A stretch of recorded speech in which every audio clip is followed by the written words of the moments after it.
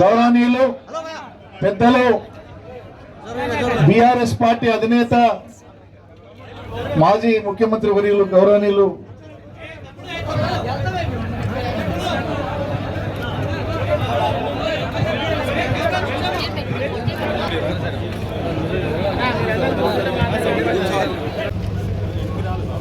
జనగామ జిల్లా కొంత మేరకు బస్సులో నుండి యాదాద్రి జిల్లా అట్లాగే సూర్యాపేట జిల్లాలో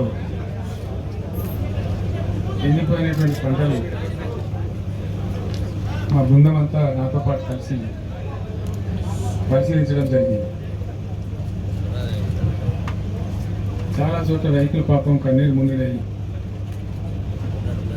మమ్మల్ని ఎట్లయినా ఆదుకోవాలి, మేము పెట్టుబడి పెట్టి నష్టపోయినాం, బట్ ఖచ్చితంగా మీరు ప్రభుత్వాన్ని డిమాండ్ చేసి మాకు న్యాయం చేకూర్చాలని చెప్పి రైతులు కన్నీరు మున్నీరుగా విలపించినారు. చాలామంది రైతులు నాతో చెప్పింది ఏమంటే, చాలా గ్రామాలలో నీళ్లు ఇస్తామని అన్నారు కాబట్టి, మొదట ఇచ్చింది కాబట్టి మేము నమ్మి పంటలు వేసుకున్నాము, మొదలే ఇయ్యమని చెప్పి కనీసం వేయకుండా ఉండేవాళ్ళము, మాకు అనవసరంగా చేకూర్చింది అని చెప్పి వాళ్ళు స్పష్టంగా నాతో స్వయంగా చెప్పడం లేదు.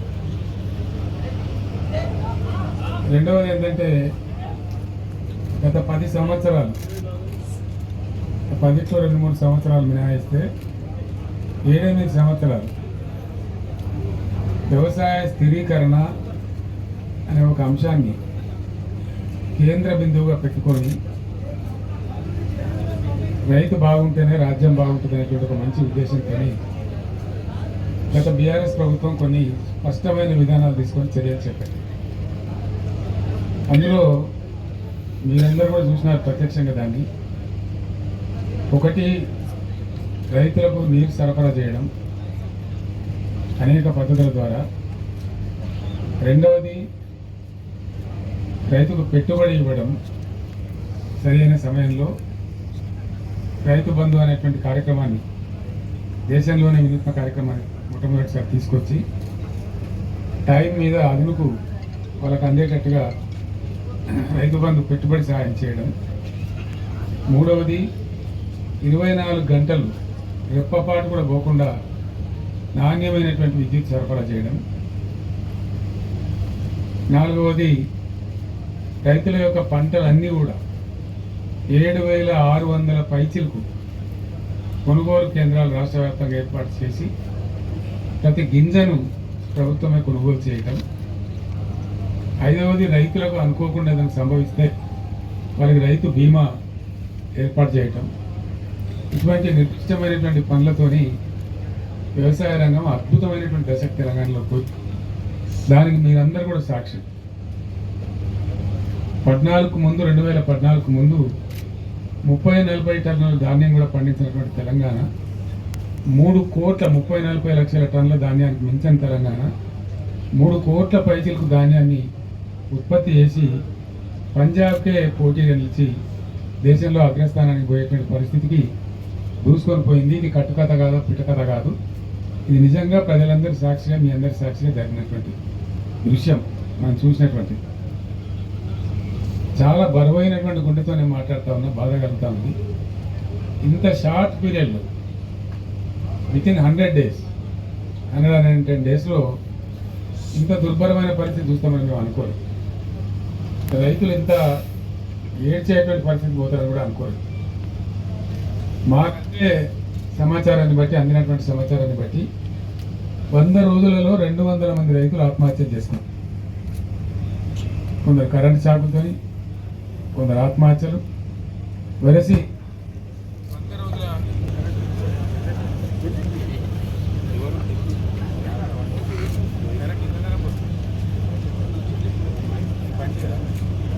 మేమన్నా టెక్నోక్రాట్స్ని పెట్టి నడిపినాం. మాకు తెలివి లేక కాదు. పవర్ సిస్టంలో మొత్తం ఐఏఎస్ ఆఫీసర్లను తొలగించి 100% టెక్నోక్రాట్స్ని పెట్టాం మేము. ట్రాన్స్కో కానీ, జెన్కో కానీ, డిస్ట్రిబ్యూషన్ సిస్టంలో కానీ 100% టెక్నోక్రాట్స్ని పెట్టినాం, వాళ్ళ ఆధ్వర్యంలో నడిపినాం.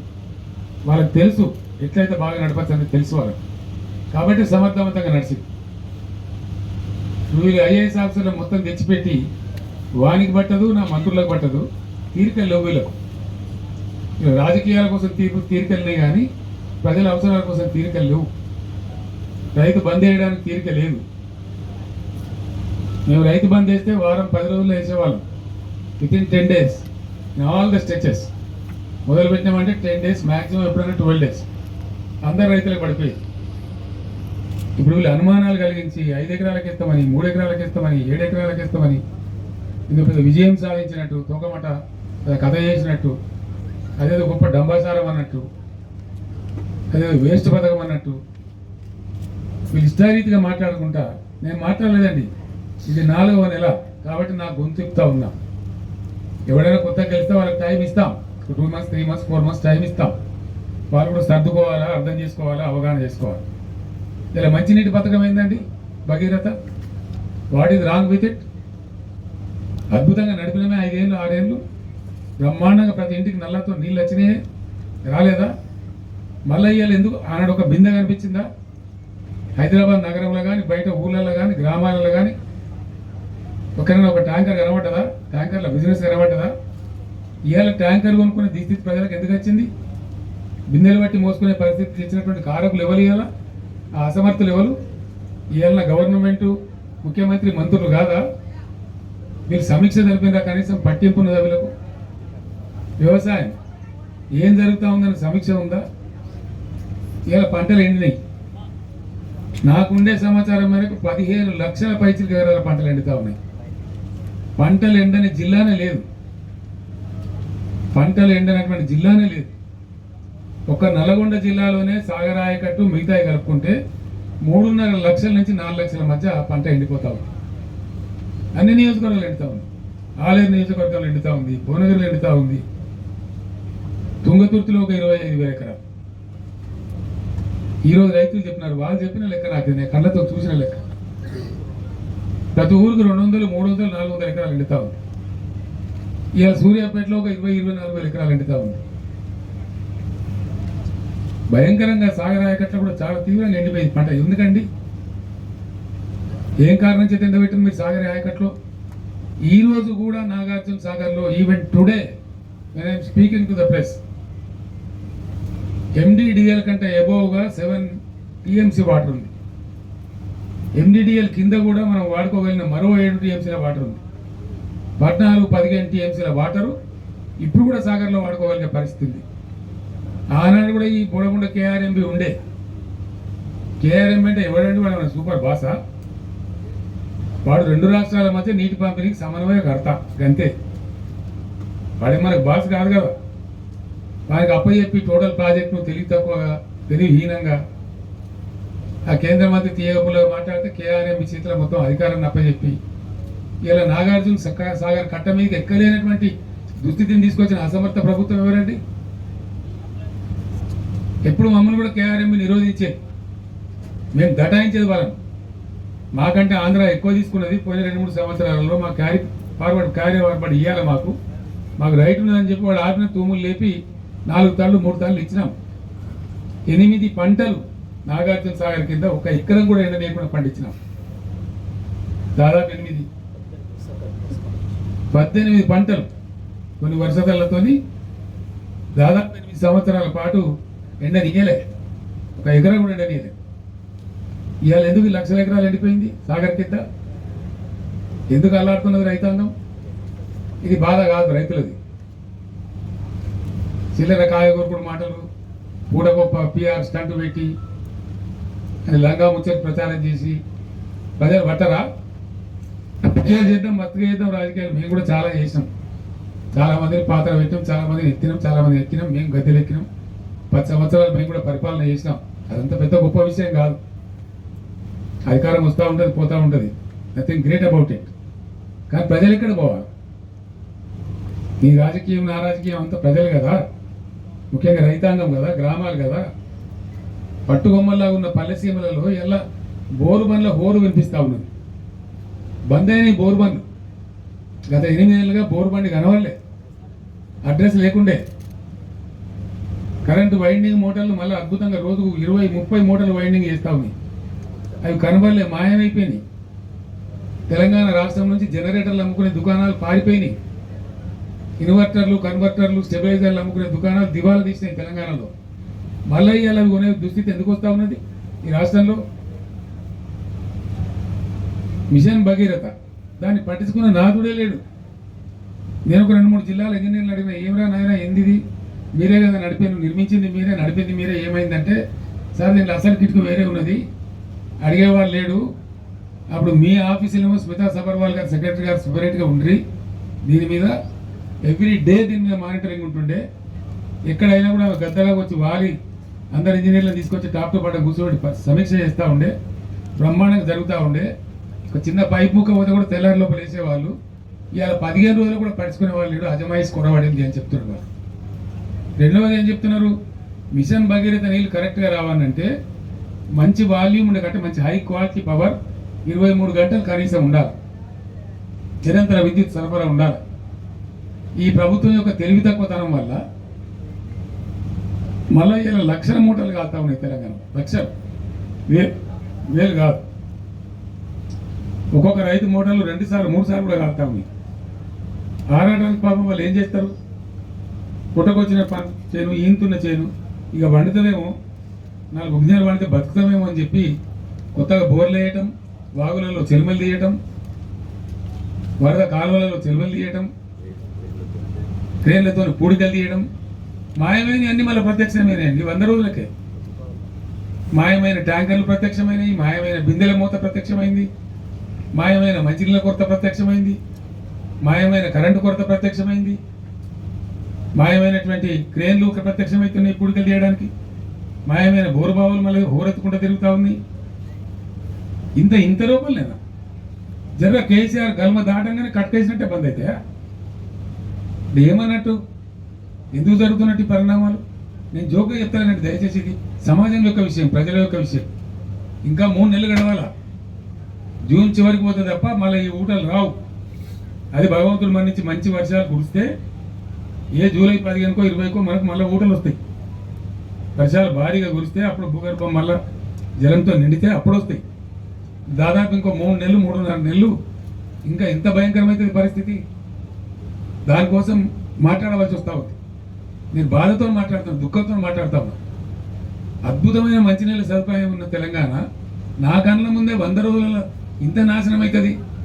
నా కళ్ళ ముందే బిందెలు పట్టుకొని తిరుగుతారు, నా కళ్ళ ముందరనే బోర్లు వేసుకునే దుస్థితి వస్తుంది, నా కళ్ళ ముందరనే మళ్ళీ ట్యాంకర్లు కొనుక్కోవాల్సిన దౌర్భాగ్యకరమైన పరిస్థితులు వస్తాయి అని నేను అనుకోలే. నిజంగా కళ్ళల్లో నీళ్ళు తిరుగుతా ఉన్న కొన్ని సందర్భాలు చూస్తూ ఉంటాం. ఎందుకు షార్ట్ అయి ఉండాలండి నీళ్ళు? ఏ కారణం చేసి షార్ట్ అయి ఉండాలా? What is the reason for that? అదేం లేదు. మేమేం చేసినామండి, హైదరాబాద్ ఏనాటికైనా ప్రధానం కాబట్టి ఎల్లంపల్లి నుంచి సింగిల్ లైనే ఉంది, అక్కడ నుంచి ఎక్కువ వచ్చే అవకాశం లేదు. ఒకటే లైన్ చేసేప్పుడు అంతే చేసిండ్రు. సంవత్సరానికి 10-12 టీఎంసీ వస్తుంది.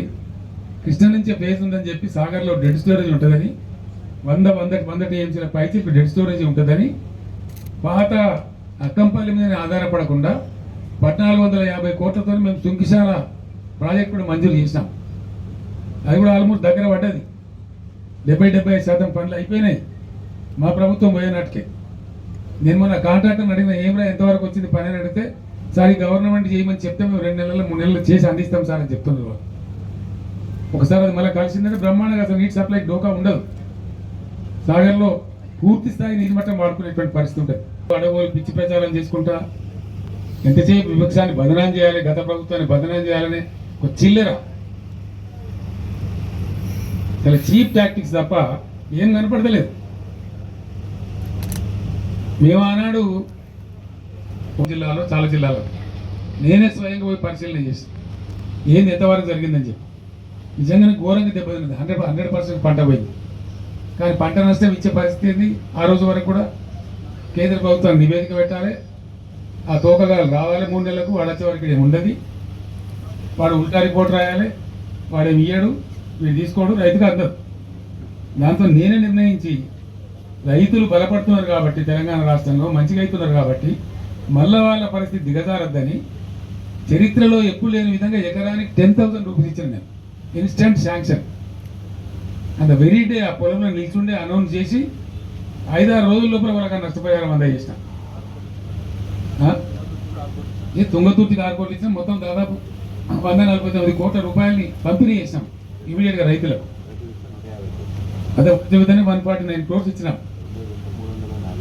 రెండో విడత అంటే సుమారు ఒక 500 కోట్ల రూపాయలను పంచినాం రైతులకు. ఇవాళ లేదండి, కాలవరం అని అడిగే దిక్కు లేదు. ఓ మంత్రి ఓడు, ఓ ఎమ్మెల్యే ఓడు, దొంగలు కదా ముఖం సాటేసినట్టు. ముఖ్యమంత్రికి అయితే పట్టేది, ఢిల్లీ యాత్రలే సరిపోతాయి. ఏదేమైనా నాకు అర్థం కాదు. ఏది ఏమైనా సరే, రణరంగమైనా సరే ఈ ప్రభుత్వాన్ని మెడలు పంచుతాం, వదిలిపెట్టాం ఎట్టి పరిస్థితులలో, ఎట్ ఎనీ కాస్ట్. మేమన్నాడు 10,000 రూపాయలు, ప్రపంచంలో ఇయ్యాలి 10,000 రూపాయలు, 2,000 చేదో ఇచ్చి చిల్లర చేతులు దులుపుకునేది. మేము 10,000 రూపాయలు ఇన్స్టెంట్గా ప్రకటించి 500 కోట్లు సుమారు పంచినాం. 450-460 కోట్లు పంచినాం. పోయినాయి రాళ్ళవనాలు పడి, అకాల వర్షాలు పడి, కొన్ని హోరు గాలికి దెబ్బతిన్నాయి, వర్షాలు కురిసి దెబ్బతిన్నాయి, కొన్ని రాళ్ళవనానికి దెబ్బతిన్నాయి. దానికి దిక్కు లేదు, దాని గురించి మాట్లాడడం లేడు. ఇవాళ ఉన్న మంత్రి, ముఖ్యమంత్రి, ఉప ముఖ్యమంత్రి వీళ్ళంతా ఏం మాట్లాడరండి? అసలు వాళ్ళ ముఖాలకైనా ఇయ్యలే. వాళ్ళు దిగిపోయినాడు కూడా 470 కోట్లు బకాయిలు పెట్టిపోతే మేము ఇచ్చినాం ఇన్పుట్ సబ్సిడీ. బీఆర్ఎస్ గవర్నమెంట్లో ఇచ్చినాం. వాళ్ళు ఎగబెట్టిపోతే 2014లో ఎగబెట్టిపోతే 2-3 ఏళ్ళ నుంచి ఉన్న బకాయిలు పెండింగ్ పెట్టిపోతే మేము క్లియర్ చేసాం. వాళ్ళు క్యాబినెట్లో తీర్మానం చేసి ఈరోజు మేము ఏం పెట్టలే, బకాయిలు లేవు. ఇలా జరిగింది. మేమన్నా 10,000 ఎప్పుడు చరిత్రలో ఇయ్యని 10,000, 50 ఏళ్ళ కాంగ్రెస్ పరిపాలనలో ఎన్నడూ, తెలుగుదేశం పరిపాలనలో ఎవడు ఇయ్యని 10,000 రూపాయలు మేము ఇస్తే దాన్ని కూడా ఎకసట్టం చేసి మాట్లాడినారు, ఘోరంగా మాట్లాడినారు. ఏ మూల సరిపోద్దండి 10,000, 20,000 రూపాయలు ఇవ్వాలి అని మాట్లాడినారు. మరి ఇలా ఏడ వండుకున్నారు? తలకాయ ఎక్కడ పెట్టుకున్నారు? ఏం చేస్తున్నారు? గుడ్డిగురాల పనులు తోపుతున్నారా? వీళ్ళు రైతులు గారా? వీళ్ళు ప్రజలు గారా? పట్టింపు లేదా? వాళ్ళ తరఫున మాట్లాడటం లేదనుకుంటున్నారా? ఒక మహాసముద్రం అంత పార్టీ బీఆర్ఎస్ పార్టీ ఉంది, ఊరుకోదు. ఎట్టి పరిస్థితులలో 100కు 100% రైతుల పక్షాన పోరాటం చేస్తాం. ఖచ్చితంగా ప్రభుత్వాన్ని నేను డిమాండ్ చేస్తామని ఇలా సూర్యాపేట నుంచి. ఈ ఎండిపోయిన పంటలు మీరే ఎండబెట్టింది కాబట్టి, మీ అసమర్థత వల్ల ఎండగొట్టింది కాబట్టి, మీ అసమర్థత కాదు అని మీరు ఒప్పుకోకపోయినా ఎండిపోయినాయి కాబట్టి వెంటనే జిల్లా కలెక్టర్లకు ఆదేశాలు ఇచ్చి ఎన్యూమరేట్ చేయించాలి. ప్రతి ఒక్క ఎకరం ఏ జిల్లాలో, ఏ గ్రామంలో, ఏ మండలంలో, ఏ రైతుది ఎంత ఎండింది అవి లెక్కలు తీయాలి. అండ్ ఖచ్చితంగా ధరలన్నీ పెరిగినాయి కాబట్టి, భారమైంది కాబట్టి ఇలా 25,000 రూపాయలు నష్టపరిహారం ప్రతి రైతుకు ప్రతి ఎకరానికి చెల్లించాలి. This is our demand. చేసేంత వరకు మిమ్మల్ని వేటాడతాం, వెంటాడతాం, ధర్నాలు చేస్తాం, నిద్రపోనీయం. ఎక్కడికక్కడ మీ మంత్రులను, మీ ఎమ్మెల్యేలను నిలదీస్తాం గ్రామాలలో. ప్రజాస్వామ్యంలో డెఫినెట్గా అడిగే హక్కు మాకు ఉంటుంది కాబట్టి, ప్రధాన ప్రతిపక్ష పార్టీగా ప్రజల పక్షాన మాకు ప్రజలు ఇచ్చిన పాత్ర అదే కాబట్టి మేము అది న్యాయం చేయాలి. వాళ్ళ గొంతే మేము ఇవ్వాలి. ఈ రాష్ట్రంలో ప్రధాన ప్రతిపక్ష 39 ఎమ్మెల్యేలను గెలిపించి మేమేం రౌట్ కాలే. ఈ రాష్ట్రంలో మీరు ఒక్కరినో ఇద్దరినో కుక్కర్నో నక్కర్నో గుంజుకొని ఓహో ఆహా అని సంఖ్యలు గుద్దుకోవచ్చు. అది చాలా చిల్లర, cheap tactics. It's a cheap political stand which is అన్కేర్డ్. ప్రజా సమస్యల ముందు, ప్రజల యొక్క బాధ ముందు, ఎండిన పంట పొలాల ముందు ఈ చిల్లర రాజకీయాలు కాదు. ఇవి నడుస్తూనే ఉంటాయి, దీని పెద్ద ఇష్యూ కాదు. కానీ ఎండిన ప్రతి ఎకరాను మీరు వెంటనే ఎన్యూమరేట్ చేయించాలి. మా బీఆర్ఎస్ దళాలు తిరుగుతున్నాయి, మేము ఎన్యూమరేట్ చేస్తూ ఉన్నాం. మా మంత్రులు, మా మాజీ మంత్రులు, ఎమ్మెల్యేలు, ఎంపీలు ఉన్నోళ్ళంతా మా ఎమ్మెల్సీలు తిరుగుతూ ఉన్నారు. ఖచ్చితంగా తీస్తాం, లెక్కలు పెడతాం, మిమ్మల్ని బజార్లకు ఈడిస్తాం. 100కు 100% మీ చేత కక్కిస్తాం. అది మీరు కట్టి తీరాలి, ప్రభుత్వ బాధ్యత. ఆనాడు మేము ఇచ్చినాం, మమ్మల్ని ఎక్కసక్కలాడిన మీరు. ఇలా మేము డిమాండ్ చేస్తూ ఉన్నాం 25,000 రూపాయలు ప్రతి ఎకరానికి కట్టి ఇవ్వాలి. దానికోసం డెఫినెట్గా మిషన్ భగీరథ నీళ్ళ సప్లై కూడా వెంటనే పునరుద్ధరించాలి. కరెంటు కూడా ఏముందండి నాకు అర్థం కాదు. పెద్ద మగవాళ్ళకి అసెంబ్లీలో ఉపన్యాసాలు చెప్పినారు, కరెంట్ అప్పులు చేసింది, కరెంట్ అప్పులు చేస్తా అది ఎవరి కోసం చేస్తుందండి? కరెంట్ అప్పులు చెయ్యాలి, ఎందుకు చేయకూడదండి? నేను అడుగుతా ఉన్నా. రైతాంగం పంటలు నిలబెడతారా? అలా నేను చెప్పిన అసెంబ్లీలో గంట సేపు చెప్పిన ఉపన్యాసంలో పీక్ అవర్స్ వచ్చినప్పుడు ఒక 2 నెలల పాటు 3 నెలల పాటు నెలకు 1200 1400 కోట్లు పెట్టి 1400 1200 కోట్లు కాదు ఇక్కడ ఇష్యూ, ఎన్ని కోట్లు అన్నది కాదు. ఎంత కరెంట్ షార్టేజ్ ఉంటే అంత పర్చేజ్ చేయాలి, ఇవ్వాలి, సప్లై చేయాలి. మేము అదే పని చేసినాం. అందుకే అన్నాడు రెప్పపాటు కరెంటు పోలే. మేము ఇప్పటికప్పుడు సమీక్ష చేసుకొని కొంతమేర పెంచిన తర్వాత అప్పటికి లోడ్ ఏర్పడుతుంది అన్నమాట. అనూహ్యమైన లోడ్ వస్తుంది. మా అప్పటికంటే ఇప్పుడు ఎక్కువ లోడ్ ఏం రాలే, అంతే 500 మెగావాట్లే వచ్చింది. మేము ఉన్నప్పుడు పీక్ లోడ్ 14,900 పైచీలకు పోయింది. మొన్న పీక్ లోడ్ 15,600 పోయింది. అంటే దాని అర్థమైంది ఒక 600-700 మెగావాట్లు ఎక్కువైంది. అది మీరు కొంటలేరు, మీరు కూడా కొంత కొంటున్నారు, కానీ ఎంత అవసరమో రైతులకు రాష్ట్ర ప్రజలకు అంత మీరు కొంటలేరు. కాబట్టి కరెంట్ వస్తలేదు. చాలామంది రైతులు నాతో చెప్పినారు, ఎందుకు కాలుతున్నాయి మోటార్లు? మొన్నటిదాకా 8 ఏళ్ళు కాలని మోటార్ ఎందుకు కాలుతుంది సార్? చాలాసార్లు వస్తున్నది పోతున్నది, వస్తున్నది పోతున్నది. రోజులో 5 సార్లు 6 సార్లు 7 సార్లు వస్తున్నది పోతున్నది. అక్కడక్కడ మామూలు సభలు మాట్లాడుతూ పోతా ఉన్నది. ఇదే జగదీశ్వర రెడ్డి గారు సూర్యాపేట సభ నల్లగొండలో సభ మాట్లాడుతుంటే 5 సార్లు పోయినప్పుడల్లా బయట కింద కూర్చున్న వాళ్ళంతా జై కాంగ్రెస్ అంటారు. ఇది పరిస్థితి. అయినా మీకు సీమ కుట్టినట్లేదు, మీకు బాధ లేదు, ఇబ్బంది లేదు. ఈసారి బడగాడుకుంటాయని చెప్తున్నారు, భయంకరమైన కాడుకుంటాయని చెప్తున్నారు. అయినా పట్టించుకునే పరిస్థితి లేదు. కానీ మేము మాత్రం ఊరుకునే పరిస్థితి కాదు. ఎట్టి పరిస్థితులలో మీకు అసలు పట్టింపే లేదు రైతులంటే. రైతు బంద్ చేయడానికి పెద్దగా హరికోస పెట్టినారు వాళ్ళను. వస్తుందా రాదా ఒక భయంకరమైనటువంటి పరిస్థితి తెచ్చినారు. సాగునీరు గొడవలో విఫలమైనారు, తాగునీరు గొడవలో ఘోరంగా విఫలమవుతా ఉన్నారు. ఏం కారణం? ఇప్పటికైనా మేల్కోండి.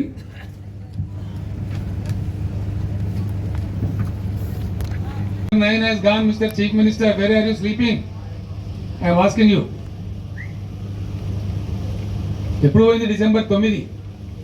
మీ ఇష్టం వచ్చిన సొల్లు పురాణం వాగ్దానాలు చేసి ప్రజలను గోల్మాల్ దింపి జస్ట్ 1.8% ఓట్లతో మీరు గట్టెక్కి మీరు ప్రభుత్వానికి వచ్చినారు. మిమ్మల్ని ఎట్లా వదిలిపెడదాం అనుకుంటారు? మేము తరుగుతాం, ఇప్పుడు తరిమి కొడతాం, నిద్ర కూడా పోనీయం. వీళ్ళు ఏమవుతున్నది? బ్యాంక్ కూడా వచ్చి డైరెక్ట్గా చెప్తున్నాడు, అమాయక రైతులు వాళ్ళు తెలియక వాళ్ళు మాట్లాడుతున్నారు. సార్ రేవంత్ రెడ్డి చెప్పింది కదండి December 9 మాఫీ చేస్తా అంటే, రేవంత్ రెడ్డి బీవంత్ రెడ్డి జాంతానని నువ్వు కట్టాలి బిడ్డ, దాన్ని మాకు సంబంధం లేదు, ఈమన్ ప్రభుత్వాన్ని ఈమన్ డబ్బులు ఈమన్ మాకు చెప్పినారు. మాకు ఈమన్ అండి, మేము అసలు రాము అని నోటీసులు ఇచ్చి వాళ్ళకి సతాయిస్తూ ఉన్నారు. ఇప్పుడు ఏమైంది? మీరు రైతు బంద్ వేయలేదు, ప్రైవేట్ అప్పులు తెచ్చుకున్నారు, ప్రైవేట్ వడ్డీలకు పోయినారు, అట్ట కొంత నాశనమైనారు. ఇలా బ్యాంక్ కూడా మళ్ళీ ఇచ్చే పరిస్థితి లేదు. పంట వేసుకుందామంటే ఇప్పుడు ఏం కావాలి వాళ్ళ గతి? ఏమైతుంది రైతుల గతి? మీకు ఆలోచన ఉన్నదా? కనీసం ప్రభుత్వంలో థింకింగ్ అనే చేస్తున్నారా? మీకు ఆ బరువైన హృదయం అని ఉన్నదా? అంత విశాలంగా ఆలోచిస్తున్నారా? అంటే రైతుల పక్షాన్ని కూడా మాట్లాడుతూ ఉండడు, అడుగుతూ ఉండడని మీరు అనుకుంటున్నారా? అట్లా కాదు. బీఆర్ఎస్, నేను రైతులను ఒక్కటే చేతులెత్తి దండం పెట్టి చెప్తా ఉన్నా, దయచేసి మీకు దండం పెడతాను, ఆత్మహత్యలు చేసుకోకండి, ఎట్టి పరిస్థితుల్లో చేసుకోకండి. మీ కేసీఆర్, మీ బీఆర్ఎస్ మీ పరంగా రణరంగమైన సృష్టిస్తుంది, యుద్ధం చేస్తుంది. ప్రధాన ప్రతిపక్షంగా మాకు బాధ్యత మీరు ఇచ్చినారు. మేము నిద్రపోము, ఊరుకోము. 2-3 నెలలు టైం ఇవ్వాలి, ఎందుకంటే మాకు పుండాకూర వ్యవహారం అవుతుంది. ఓర్వలేనితనం లెక్క వాడైతే గెలవగానే వీళ్ళు మొదలుపెట్టిన దుకాణం ఓర్వలేకపోతున్నారు అని అంటారు. కాబట్టి నేను 4వ నెల దాకా నా నాలుక కూడా తెరవలే. 1-2 మీటింగ్లు పెట్టినాం కేఆర్ఎంకి ఇచ్చినప్పుడు, అంత తప్ప నేను మాట్లాడలే, ఎక్కడ కూడా మాట్లాడలే. మీ ఇష్టం వచ్చినట్టు దురుసుగా నోటుగా చరిత్రలో ఏ ముఖ్యమంత్రి మాట్లాడినంత మొరటుగా ఈనాతీనంగా మాట్లాడినా నిందించినా నేను 4వ నెల దాకా ఓపుకోవడం తప్ప నా నోరు తెరవలే. ఇలా లక్షల ఎకరాల పంట ఎండిపోతూ ఉంటే చూస్తూ ఊరుకోలేము. కాబట్టి నేనే స్వయంగా చూద్దామని వచ్చిన. ఎమ్మెల్యేలు ఇతర నాయకులు తిరిగి చెప్తా ఉంటే ఒక అదే కాదు, అన్నీ పోయినాయి. మీరు ఎన్ని వాగ్దానాలు ఎగబెడతాం అనుకుంటున్నారా? మీరు వాగ్దానాలు ఎగబెట్టి అందరం ఊరేదాం అనుకుంటున్నారా? పండనీయం బిడ్డ జాగ్రత్త, మిమ్మల్ని చేస్తాం, పరిగెత్తిస్తాం ఎక్కడికక్కడ. ఇది ప్రజాస్వామ్యం. మీరేదో నలుగురు కార్యకర్తల మీద పోస్టులు పెట్ట ఇంకా తమాష ఏంటంటే తుంగతుర్తిలో వెళ్ళాడో చెప్తున్నాడు, సార్ మీకు వస్తే చెప్తామని చెప్పి కాంగ్రెస్ వాళ్ళు బెదిరిస్తున్నారు సార్ అని చెప్తున్నాడు.